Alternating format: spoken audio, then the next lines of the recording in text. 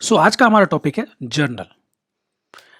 Journal, आप में से जो भी लोग अकाउंट्स के स्टूडेंट होंगे या टेलीब्रेंस में आपने शुरुआत में जो हम फ्री अकाउंटिंग क्लासेस देते हैं नॉन अकाउंटिंग स्टूडेंट्स को, वो की होगी, तो ये नाम आपने सुना होगा।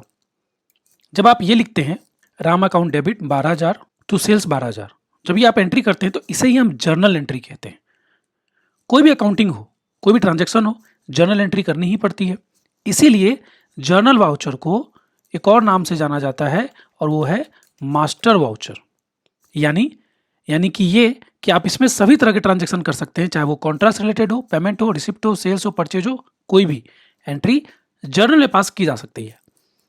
लेकिन टैली में हम इसका यूज तब करेंगे जब हमारे पास दो में से कोई एक स्थिति हो। पहला, हमारे पास ऐसे ट्रांजेक्शन हो जिसके लिए कोई और वाउचर जो है अवेलेबल नहीं हो, लाइक एडजस्टमेंट एंट्रीज।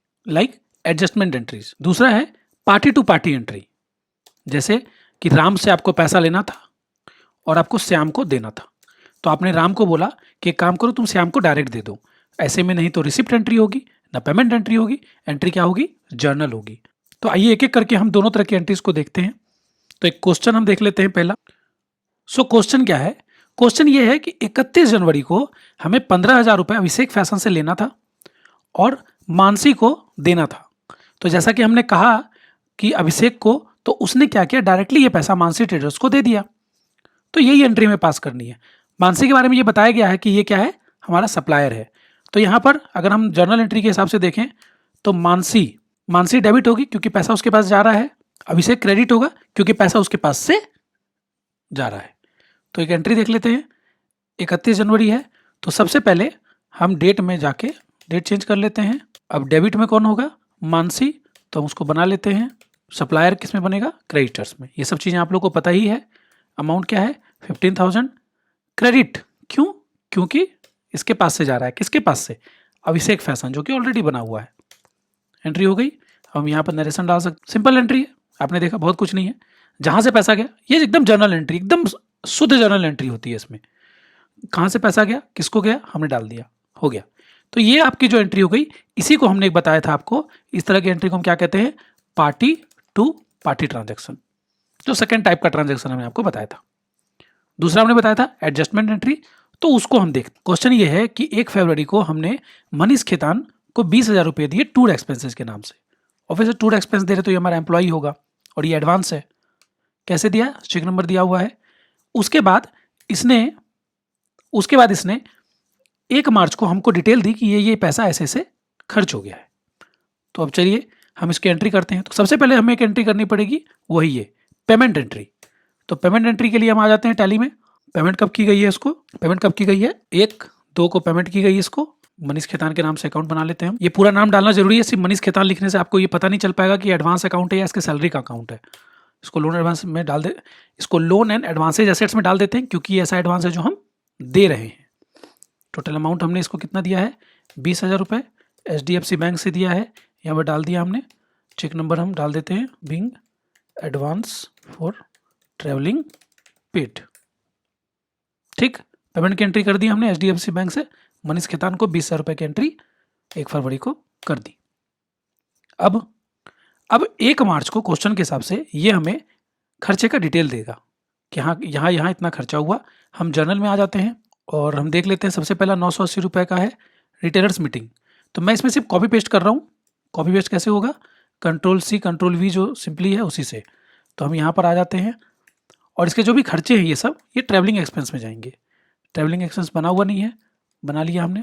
लेकिन देखो हमारे पास यहाँ पर कोई जगह ही नहीं आ रही कि मैं ये डिटेल कहाँ डालूँ। अगर मैं यहाँ डाल दूंगा तो मुझे पता नहीं चलेगा कौन सा किससे रिलेटेड है। इसीलिए आपकी बुक में भी ये चीज़ दी गई है। इसके लिए आपको अल्टर में आना है, वाउचर टाइप्स में जाना है।